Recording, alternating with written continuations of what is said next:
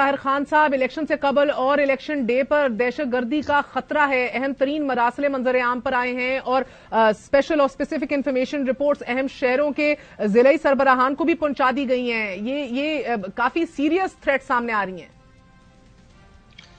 بہت شکریہ مجھے دعوت دینے کی. میری نظر میں بالکل تھریٹ ہے، خطرہ ہے، کیونکہ کالعدم تنظیموں نے جنگ بندی نہیں کی ہے.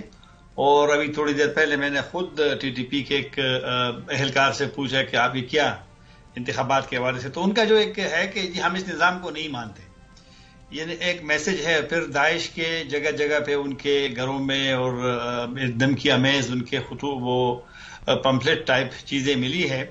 تو ایک خطرہ تو رہے گا، کیونکہ اس سے پہلے بھی جتنی بھی رپورٹس آئی ہے حالیہ مہینوں میں یا گزشتہ سال کی، اور پھر وزیر اعظم کا بیان، نگران کا، وزراء کا بیان، تو دہشت گردی کے واقعات میں اضافہ بھی ہوا ہے اور خطرہ موجود ہے. ایک چیلنج ہے. آج پنجاب کے پولیس چیف کا آپ نے سنا کہ ڈیرہ غازی خان میں انہوں نے ایک حملہ ناکام بنا دیا چیک پوسٹ پہ. دوبارہ ایک خطرہ ہے، لیکن اب دیکھنا ہے کہ جس طرح کی کابینہ کا فیصلہ ہے کہ فوج اور سول آرم فورسز کے لوگ تعینات ہوں گے، تو اب دیکھنا ہے، کیونکہ پالیسیاں جب یہاں بنتی ہے کاؤنٹر کرنے کے لیے، تو جو گروپس ہیں وہ بھی اپنی پالیسی حکمت اس کے مطابق بناتے ہیں، تو خطرہ تو رہے گا. مگر طاہر خان صاحب، مراسلے میں بتایا جا رہا ہے دہشت گردی کا مقصد الیکشن ملتوی کرانا ہو سکتا ہے، اور یہ 4 دہشت گرد گروپس کی جانب سے ملک کے بڑے شہروں میں خودکش حملوں کا خدشہ بھی بتایا گیا ہے.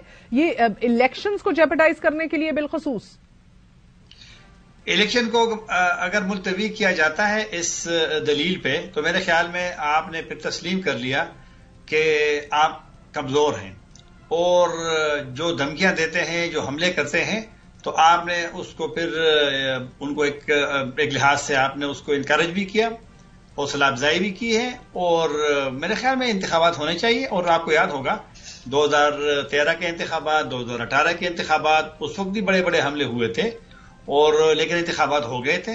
مسائل ہیں، لیکن اگر ہم ان دھمکیوں کی بنیاد پہ کہیں کہ الیکشن ملتوی ہو، تو پھر تو ہم نے تسلیم کر لیا کہ ہم کمزور لوگ ہیں، اور وہ لوگ جو پلان کرتے ہیں، حملے کرتے ہیں.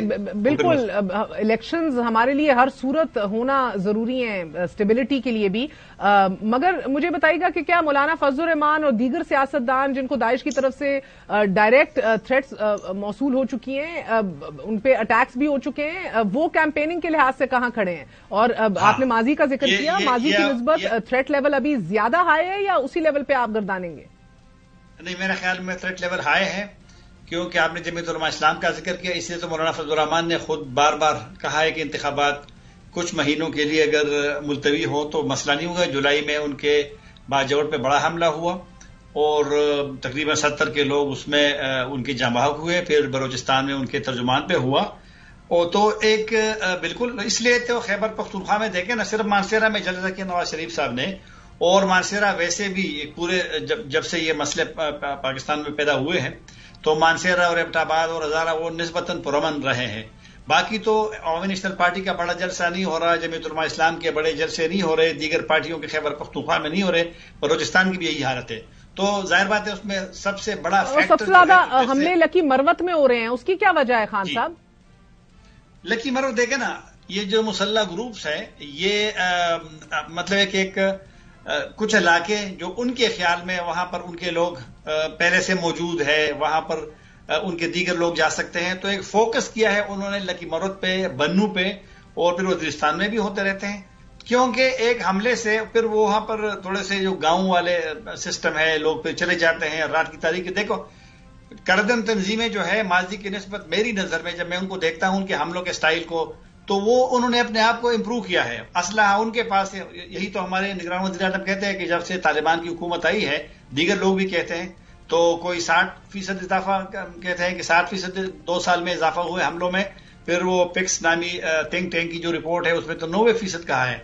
تو جو فوکس ہے لکی مروت کا یا بنو کا یا کچھ اور علاقوں کا، تو انہوں نے ان کو فوکس کیا ہے کہ وہاں پہ ان کے لیے آسان بھی ہے، اہداف بھی آسان ہے. پولیس کے اسٹیشن اگر کہیں دور ہو تو وہاں حملہ کر کے اپنی توجہ بھی دلانا چاہتے ہیں. تو یہی وجہ ہے کہ انہوں نے فوکس کیا اس علاقے پہ. और ताहिर खान साहब, ऐसी सूरत हाल में वजीर दाखिला का ना होना और फिर एडिशनल टास्क सौंप दिया जाना गौहर एजाज साहब को, ये कितनी आपको लगता है नॉन सीरियसनेस दिखाता है हुकूमत की तरफ से? उसमें तो कोई शक नहीं है। अगर वजीर दाखिला ने इस्तीफा दे दिया है, कबूल भी हो गया है, तो एक वजीर तो होना चाहिए, क्योंकि सिस्टम तो होता है, ब्यूरोक्रेट्स तो होते हैं, लेकिन डायरेक्शन तो फिर पॉलिटिकल लीडरशिप की तरफ से जाती है, तो रिव्यू किया जाता है। क्योंकि वज़ारत दाखिला का ये रिक्वेस्ट है उसके काबीना को, और काबीना ने कल वज़ारत दाखिला का नाम लिया है कि वज़ारत दाखिला के एडवाइस पे फौज की उन्होंने वो हिमायत या डिप्लॉयमेंट उन्होंने मांगी है, तो लिहाजा वजीर का बिल्कुल होना चाहिए था। और जब वजीर होता है तो निस्बतन फर्क तो होता है, बिल्कुल बगैर संजीदगी तो मैं नहीं कह सकता, लेकिन शायद एक बद इंतजामी मैं कह सकता हूं। और सर, तहरीक तालिबान अफगानिस्तान ने तहरीक तालिबान पाकिस्तान को फंड्स जारी किए एक मरासले में, इसका भी जिक्र है। इस हवाले से क्या इंफॉर्मेशन है आपके पास? इंफॉर्मेशन के मेरे ख्याल में देखो ना, अगर आपके लिए एक रहने की जगह हो, आपके वहां से प्लानिंग करने की जगह हो, और वसाइल तो लोगों को मिल जाते हैं, उनको मालूम है कि वसाइल उन्होंने कहां से लेना है।